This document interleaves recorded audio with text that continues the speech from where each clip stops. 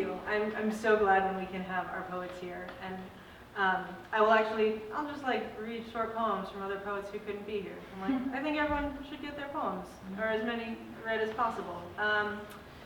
But before that, I did want to take a moment to thank Pam Wilson and Terry Sherrill of One Touch Point for putting this issue together. Terry's over there. My goodness, what would we do without you? Terry has worked on every single issue.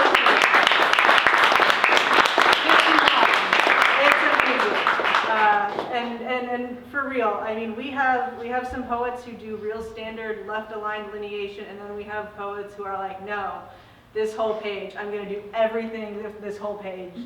And we could not make it look good without the people at One Touch Point, who are professionals, who make it look good for us, like for real. Including doing things like having some poems that you have to open this way, because it's so important to us to preserve the poet's vision for their lines and the length of the lines and the breadth of the lines and all of the interesting interpretations of space on the page. And we are so grateful to them for always hustling and working with us, and no matter what happens, they always come through.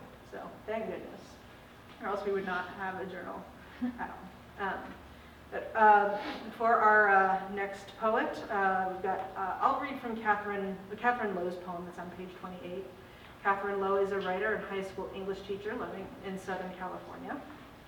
Her work has appeared or is forthcoming in Alaska Quarterly Review, Rattle, Poet Lore, Tahoma Literary Review, Calyx, and other journals. She is also the author of the YA novel, The Cellar. 28, the world, they say, is heating up.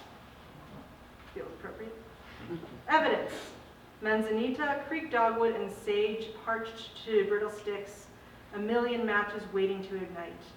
2 cities over, a fire that cannot be contained, belching black puffs of carbon dioxide under the atmosphere's closed canopy. What we've made is not enough. Evidence. All the AC units laboring as we sit inside, the small shudder of power almost going out, flicker of lights blinkering the turn ahead. What's coming somewhere drops unseen. Evidence, bird crapping from a wire, and something bigger always comes along. Evidence, flecks of iridescent green from a Japanese beetle or brown baby lizard strewn across the porch. How often we mistake advancement for progress. Evidence, an article each month about how goats the city uses to eat what's overgrown. Still this ancient hope that some goats will save us.